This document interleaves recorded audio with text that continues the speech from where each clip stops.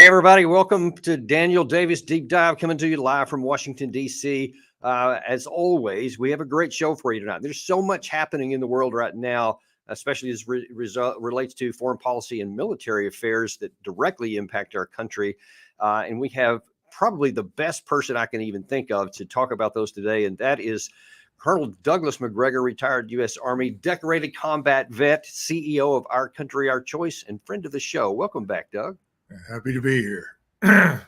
Yeah, I wish, like you said earlier, I wish it was to discuss something pleasant and nice. That's But right, unfortunately, we have the truth is oftentimes kind of unpleasant, but it's something that everybody needs to hear.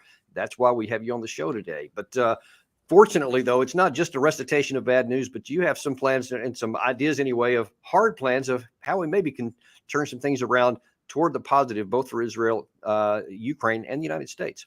But let's jump right into it. Let's first go to the Israeli-Hamas war. And there has been a lot going on there, as most people are aware, that the short pause they've been having to get these hostages released, which we're all for, is probably nearing its end state. There might be another couple of days, and then after that, it's going to turn back into some really ugly combat again.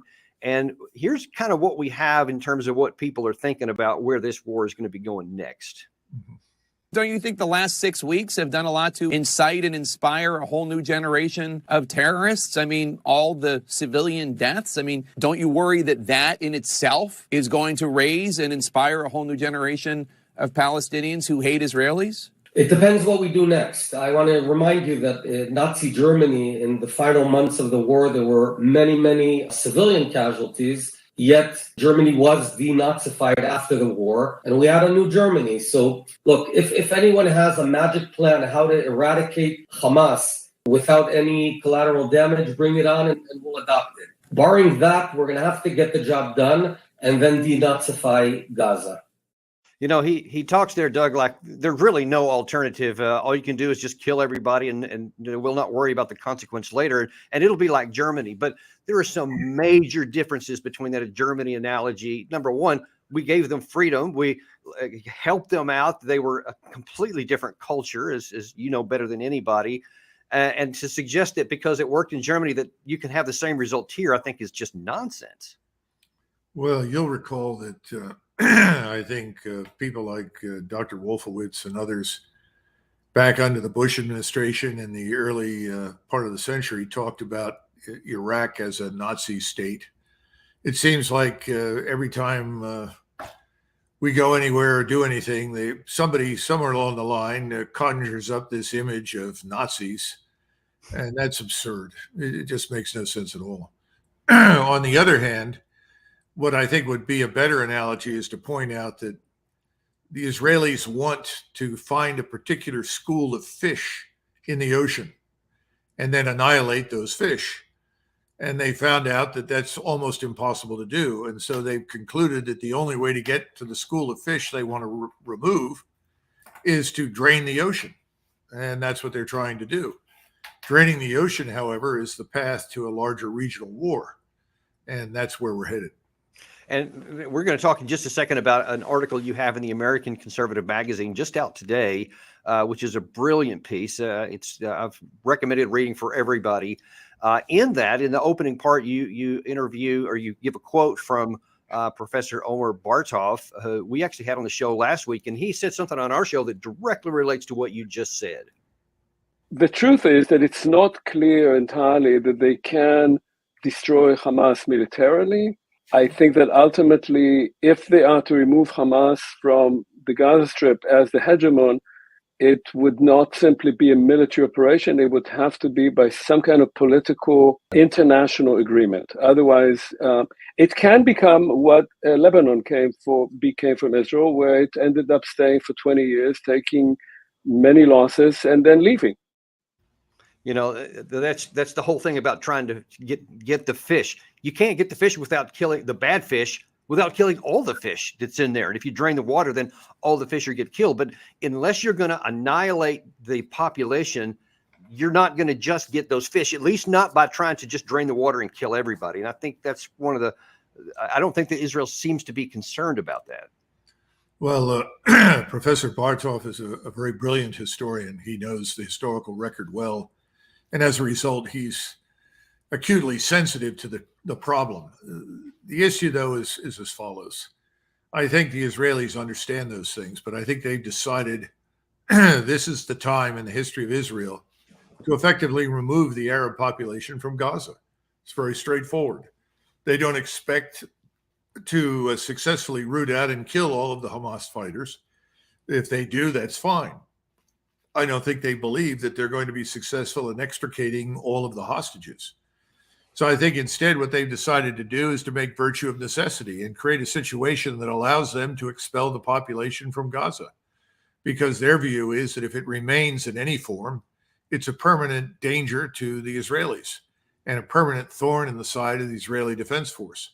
And if you've got a very serious front to the north, which you do with Hezbollah, if you can eliminate the southern front completely, you're going to do it.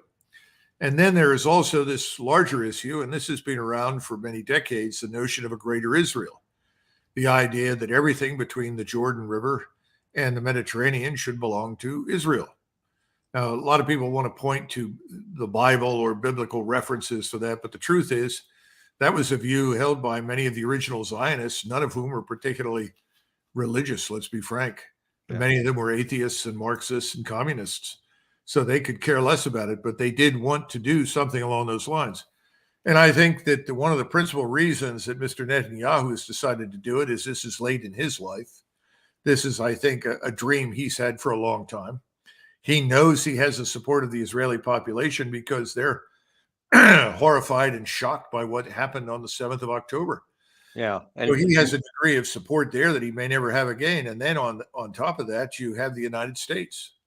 And right now, Mr. Netanyahu speaks with greater authority in Washington, D.C. than President Joe Biden. And here's how Netanyahu is using that authority. All Hamas operatives and terrorists must die. Our forces are acting above and beneath the ground, targeting them. We are going to continue full force. We are going to continue until victory. We are also very well prepared in the north. Aggressive fire from the air and from the ground over there. And I have warned Hezbollah, don't make that mistake and enter the war. So it does pretty much sound like he's using your drain the ocean to go get after those fish mentality. And you addressed this in today's American Conservative magazine. In this article, it was entitled Israel's War of Decision. And one of the most interesting quotes I found out of that was you wrote, the question for Israelis and the Americans that support them is whether Israel's desired end state is an Arab-free state from the Jordan River to the Mediterranean. If the answer is yes, then the Middle East is indeed on a path to a war of decision, a war that will govern Israel's continued existence and the future extent of America's strategic influence in the Near East and North Africa. So in writing that, when you say this war of decision, are you referring to specifically just within the Gaza Strip, or is this something much larger in the region? Well, I think it's much larger, frankly. The other thing is Clausewitz talked about two different kinds of wars.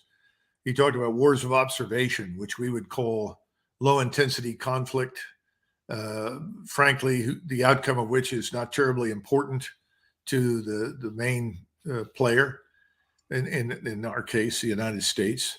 And we treated lesser contingencies in Iraq and Afghanistan and elsewhere as, well, if we're successful, we're successful. If we're not, we go home. The wars of decision involve the existence of the state itself. And I think Mr. Netanyahu has been very clear that as far as he's concerned, the fight in Gaza is an existential one for Israel, that Gaza is the beginning of a decisive outcome that will secure Israel, he hopes, in perpetuity. My fear is that having turned this into a war of decision, he's going to end up in a regional conflict that we cannot help them win. We can try, but I think ultimately they will lose. Because for the first time in 1,000 years, you have the Islamic world, certainly in North Africa and the Middle East, and probably including Asia, is actually quite united in their opposition to what Israel is doing. And the region has changed. 50 years ago, when we had the October 73 war, you could compartmentalize the fight. You could fight the Egyptians on one side, the Syrians on the other, without worrying about others in the region intervening. Today, the entire region is inflamed. The entire region is prepared to intervene in one way or another. And it's no longer just Arabs. Now we're talking not just about Iran, but also Right. And I think that to press ahead, which I expect is what they will do, I think once this temporary pause is over, that they will go back to doing what they did. They will move south to Khan Yunis, and they will treat Khan Yunis and southern Gaza exactly the way they did northern Gaza. And they will drive more people out. And as this develops and becomes obvious, it will be much harder for the entire region not to become engaged. Right. And that actually is one of my biggest concerns, because the casualties up to this point have been somewhere around 15,000, depending on who you want to believe. Whatever the number is, it's huge among the Palestinians. And that's causing even many in the United States, many of the former aides of several prominent Democratic senators, they're actually trying to press for them to move more in the direction of ceasefire and trying to find a negotiated settlement. And if the Israeli Defense Forces move further into the south, where the population density is now double what it was in the north, then those numbers could actually skyrocket. And then you have the real risk of losing support at home.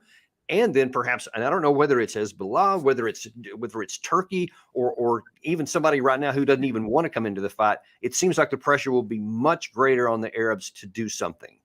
Well, very recently, there was a cabinet meeting, and in the cabinet meeting, everyone but Netanyahu wanted to go ahead and attack Hezbollah. And he very prudently intervened and said, no, we don't want to bring Hezbollah into this war. The problem is what we've just discussed, what you just outlined, will bring Hezbollah into the war. And it's not just Hezbollah. Again, we could talk about this, but you've listened to the statements by Mr. Erdogan. And there's a very dangerous predisposition, both in Israel and Europe and the United States, not to take President Erdogan seriously. Yes. It's a serious mistake in my judgment. And he said a number of things. I mean, he spoke publicly and he said, Mr. Netanyahu is no longer a strategic partner with whom we are prepared to discuss anything. He's a war criminal. He leads a war criminal state called Israel.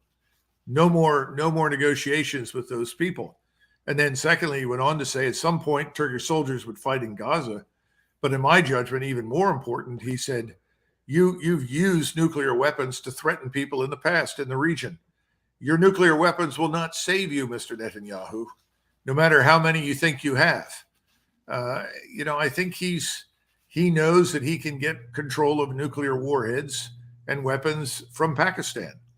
And that's the great fear in Israel has not been that others would gain control of nuclear weapons and use them. It is that if they gain control of a nuclear weapon, they would be able to deter the Israelis from using theirs. That's exactly where I think Mr. Erdogan is headed. Now we have this flotilla. You haven't talked about that. We should a little bit. This flotilla of over 1,000 ships carrying humanitarian assistance, which is supposed to put to sea today. It may already have. I don't know. It would arrive then, I would suspect, Friday or Saturday. And one wonders how that will be greeted by the Israelis. Yeah, that is a potential real flashpoint. And I think some intend it to be a flashpoint. Mm-hmm. So here's the real question, Doug, because all the things you lay out there and the risks of escalation, therefore the risk to the U.S. interest in the region, what can the Biden administration do right now? Because they're under a lot of pressure, double pressure on the one side to have a ceasefire, to do something, and on the other hand, to just stay completely pro-Israel and whatever they say, keep doing. So with those kind of pressures on him, knowing what this could lead to, what should the United States do right now? Well, I think the United States, if it had real leadership, would intervene and simply say, if you continue on the current path, we will withdraw our forces. In other words, we will not support you. What we want is a ceasefire. I don't care whether or not it suits your interests, but if you're going to pursue this strategy of mass expulsion and potentially murder, then we can't support you. And I think it's pretty clear. You and I are part of a generation of Americans who grew up in an environment where we were acutely sensitive to the Jewish Holocaust of the Second World War. Right. And many of us, I know this was strong with me and my family, felt that 6 million Jews had been the down payment on the state of Israel. and that we had an interest, a moral interest in helping Israel survive. We were not going to allow it to be destroyed, Right. the population murdered, enslaved, driven into the sea. That's not true with the people that have followed us, Dan. The generation that's coming up does not feel that way as we once did. And it becomes increasingly difficult to persuade them to feel that way when they see the Israelis, frankly, behaving the way they have towards the Arabs. And let's be frank, not every Israeli thinks the Arabs are subhuman, but they very definitely are frequently viewed that way and treated that way. And the Arabs have had it. They're not going to put up with it any longer. And they have the numbers. But also, again, there are now people who are not Arabs, the Turks in particular, and the Iranians, who are willing to help. And behind them stand the Russians, and more distantly, the Chinese. Their interests are a little different. In other words, the Chinese don't want the Straits of Hormuz to be closed. Right. They're dependent upon the oil and the gas. They want to do business with the Iranians. They're trying to build this Belt and Road. The Russians, they're looking at it from the standpoint of the Americans, constitute in their mind a lunatic state, that wherever we go, we cause misery and destruction. Certainly for them, yeah. And so the Russian view is that we can't let them do that to the region, to the Middle East.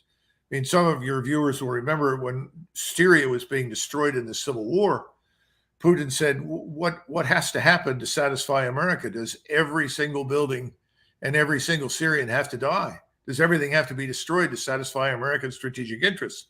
Remember, we were supporting people that you and I, on any normal day, would have shot without hesitation, Right. ISIS-like characters. We were supporting them against Mr. Assad. And this was in part because the Israelis insisted that Assad was bad. But the truth is, there were many people in Israel and many in the West that said, well, you may not like Assad, but he maintains a degree of stability over there, which is useful. I remember Edward Luttwak, who was shocked when the Israelis and the Americans demanded that Assad withdraw all the Syrian forces from Lebanon. He said, don't you understand what you're doing? You pull those forces out, who will keep order? Who will keep a lid on the chaos? Well, nobody cared. And the Syrian civil war erupted, and God knows how many people have died over there and how terrible it's been, certainly on the scale of the Spanish Civil War. So I think the Russians are taking the position, if we have to support Turkey and if we have to support Iran in the event that we, the Americans, unwittingly follow the Israeli lead and widen this region, then we will do so. They have to be stopped. Yeah, and that's what worries me. This thing could really just blow out of hand. I think too many people, Doug, believe what you said, that whether it's Erdogan or Hezbollah or Iran, they're going to be deterred. Ultimately, Israel can do whatever it wants, and this will go back to some kind of pacifist issue, and we'll just get it off the front lanes. And I think that's a bad gamble, not just even a hope to base your policies on, which it seems we're doing. Unfortunately, that's not the only bad place I think where we have some problematic policy towards our own interest, and that is in the Russia-Ukraine war. And in the remainder of the time we have here, I want to jump over to that because, well, I think we have some bad precedents of where we're even going right now. And we had the Secretary of State the other day said, in this circumstance that after this failed offensive, after Ukraine has almost utilized all of their manpower, now they're going down to 18-year-old kids, after they have lost, so much of the armored vehicles, and they don't even, now they're running low on air defense missiles, and we're running low on the ability to restock it. And in light of all that, you have Secretary of State saying this. To put Ukraine on a solid foundation for the next year, we must help Ukraine do 4 things at once. First, keep fighting to win back its territory. Second, build a world-class military force to ensure maximum deterrence for the long term and make clear to President Putin that he cannot and will not outlast Ukraine, and he cannot and will not outlast all of Ukraine's supporters. Third, kickstart economic recovery and growth and bring more hope, more opportunity to the Ukrainian people. And fourth, accelerate the reform process to speed Ukraine's path to the European Union and to attract investment. Doug, this is, I have to give my wife credit on this one. Francis the other day said, this sounds something more like the unicorn strategy. It would be great if this was the truth. And yet he's actually pinning us to that, but there's no foundation for it, is there? Well, actually, I thought he was going to mention to put Ukrainian astronauts on the moon in the near future. I mean, it's about as ridiculous. It's absurd. It's insane. It has no chance of happening. And Russians are capturing 70-year-old men. The Russians are capturing 13, 14, 15-year-old boys. The Russians are now finding women dead on the battlefield. Yeah, I saw that. This is insane. This war is lost. Now, there's a battle happening in Avdiivka right now, as you know. That's turning into a bloodbath for the Ukrainians, but it's also turned into a rough fight for the Russians because many of the fortifications the Russians are attacking were built over many years. So it has not been an easy nut to crack. But it's going to turn out badly for Ukraine. And the question is, will any of these general officers in the Ukrainian army step forward and say, that's it, enough's enough? And someone asked me the other day, do you think there are any Ukrainian patriots in uniform that will do that? And I said, I don't know. It's incomprehensible to me because Ukraine never had a chance to win this thing. And the notion of building a world-class military, it takes decades to build that sort of force. You literally wrote the book on that one. Yeah, Several of them, actually. So anyhow, he's a fool, and he's making fools out of us, and he's helping to sacrifice millions of lives for nothing. Now, what is the risk here for the United States if we keep saying, yeah, well, I mean, eventually we're going to give them some money. We're going to have a show on tomorrow where Senator Rand Paul tells us flatly he's not giving another dollar to Ukraine because he said there's no American interest in it, and he listed a bunch of other reasons. But he's not the only one, so it's not at all clear that there's going to be more money, or if it is, it's probably going to be a lot less than what anybody's hoping. But it's in no way going to be enough to turn the tide at any point in the foreseeable future. Not the least of which because they won't have the manpower to use that if they get it. That being the case, where is this war going to go? Can it stay a stalemate like many in Washington want, or is there a risk that at some point the Ukraine army buckles? Well, I think the Ukrainian army is buckling. That's happening. There's no question about it. The issue is on the Russian side. The Russians have the initiative now, Dan. And today, Putin made a statement. I say today, I received it this morning. It may have happened yesterday. I don't know. In which he said that there was no point in talking to Washington until after the election. So the Russians have written off the Biden administration, have no intention of holding discussions or talks with them at all.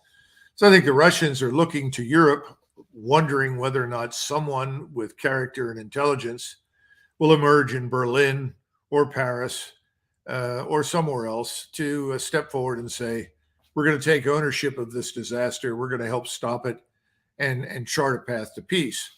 I don't think that's going to happen. I just don't. I wish it would, but we're a long way from that. I think we're going to have to see some changes in the governments, and the Europeans have been very slow to do that. Now, what does that mean? I think the Russians are going to hold what they have. They have, I'm told, already put together a series of terms, and I think they're going to want to control everything from Odessa to Kharkov. And you're going to have this historic area that was called New Russia fundamentally under their control. Now, people say, well, that's unacceptable. We're not going to accept that. That's fine. Then the Russians are going to say, then we'll continue. I'm not asking your question, permission. Yeah, we're going to move further west. And I think they will. They'll move slowly. There's an example of this. In 1918, the Bolsheviks sat down with the Imperial General Staff of the German Army and said, we're willing to do this or that or the next thing. And the Germans said, listen, we don't care, what you want to do. This is a line. It was called Brest-Litovsk. We're drawing this line. Yeah. And that's where we're going to draw the line with your current state called the Soviet Union. Bolsheviks said, well, we don't care. We're not going to go along with this. Well, next thing that happened was that General Max Hoffman got on the phone, called up and said, they don't want to do business. So 400,000 German troops began moving towards Moscow. Well, within 24 hours, Lenin said, sign anything they ask you to. End this. We won't survive this. And he was right. And I think something like that will eventually happen with the Ukrainians because the Russians are going to do what the Germans did. The difference, of course, is the Russians aren't fighting on a second or third front against other enemies. They've only got one front. That front's in Ukraine. They can manage that very effectively. And so they're going to get whatever they want, whether we like it or not. We should be interested in the humanitarian dimension. We don't seem to be interested in that. They don't need any more weapons. They don't need any more bullets. They need an end to this disaster. Right. We can rescue what's left of the Ukrainian nation. And I don't know how much is left, Dan. You see, and that's my just anguishing frustration is that fundamentally, as we talk about literally every time we get on the air here, or you and I talk on the phone or whatever, it is clear there is no military fundamental that should give anyone any kind of rational hope that Ukraine could win the war on the battlefield. There's none, not even a little bit. Therefore, at the end of this is already ordained, and Russia clearly appears willing to pay a large price for it, both in manpower and personnel and equipment and everything else. But they have it, and they're going to pay it. That should be now clear to everyone. The difference is that if a negotiation was made today, if whether Biden said, "Hey, Zelensky, we're going to give you about a third of what you're asking for, and there ain't any more coming. You need to negotiate." Or if Zelensky on his own came to that conclusion and recognized they could make a negotiation and probably get most of what they currently have right now. But if they don't, if they continue bullheadedly saying, no, we're going to try to go against reality, then I think what you described is probably the most likely outcome, which is that they could lose substantially more territory, and then they'll be given terms. They won't even get to negotiate. That's my worry, that thousands more people could die for no reason to their own country. Well, you know that no one in Washington is going to stand up and admit that they were wrong about anything. Yeah, we do have precedent with the that. administration, all the underlying assumptions were wrong. Russia is weak. No, Russia's not weak. If we put enough pressure on the Russians, they'll overthrow this man, Putin. Nonsense. He's stronger now than he's ever been. The Russian economy is performing brilliantly, much better than our Western economies. It's amazing. And the Russian military that began this process was always too small for the kind of war that presented itself to the Russians. But again, remember, the Russians didn't expect us to react the way we did. They actually thought we were going to negotiate with them and wanted to avoid a war. When they finally figured out that wasn't the case, it took them 6 to 7 months to build up their force. Today, they are more powerful and more capable than they have been since the 1980s. It's an excellent force. Yeah. But again, they don't want to invade Eastern Europe. This is the big myth. Right. You know, I was just on talking to some Germans, and they pointed out that the German defense minister says, we Germans now have to prepare for war. So we're going to have to spend lots of money to rebuild the old army. And I said, well, first of all, you don't want the old army because that's the wrong answer for the future. But secondly, where's the evidence? I mean, if the Russians wanted to march west, they'd already be doing it. And they're not doing it. They don't want to march west. They want to return to some degree of normalcy to do business. We are the ones that are preventing it.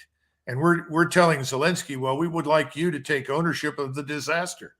I'm sure Zelensky says, well, listen, you told me that you would guarantee victory. And now you want me to stand up and take the blame for everything that's wrong when everything that's happened is because of you. You know, ultimately, I think he'll board a plane and fly somewhere if he survives. And as I've said before to other people, I think he'll end up with an ice pick in his skull at some point anyway. But in the meantime, you know, what happens to the Ukrainian people? Nobody seems to give a damn about that. I know. I don't understand it. It's incomprehensible to me. Yeah, this idea that you know, no, we care about free and all this, and we're going to help them win. That's an aspiration. That's a unicorn. If we could just do what we want to do, no matter what the realities, it would be cool. But the realities are there. There's no unicorn, and you're condemning people to die in pursuit of something that's militarily unattainable. And that is, I just still can't get my head wrapped around that, because there should be more people that understand what you have been talking about. But I don't know if they don't know, or if they don't care, which might be worse than not knowing. But either way, it's bad for Ukraine. It's bad for the United States. Well, we're going to have to leave it there for right now, Doug. There's so much more we can talk about. And unfortunately, neither one of these topics are going away anytime soon. We're going to continue asking you to come on and, you know, share with us what the U.S. could do in each of these phases as we get further in to try and cut off the bleeding. Well, give my best to Senator Rand Paul. And remember, he's one of the few voices of sanity on the Hill who from the very beginning warned against all this. He's in the position of having been right. No one's going to give him credit for it in the Senate, obviously, because they're all warmongers, and they're all on the payroll of various warmongers. That's the problem in Washington. Washington is, to paraphrase Ralph Nader, used to say it's corporate occupied territory. I call it donor occupied territory now. We have our oligarchs that have bought up various members of the House and the Senate. That's why we do the things we do. Americans need to wake up and understand that. But Rand Paul is the great exception, deserves credit for that. He does. We're actually going to ask him about that very thing tomorrow. But we thanks for having you on there, Doug. And we're going to continue to bring you shows just like this. We remain unintimidated and uncompromised to give you the truth that you need. Please be sure to like and subscribe and pass this on to anybody that you know that also wants the truth, because we're going to keep giving it to you. Thanks, and we'll see you next episode of Deep Dive.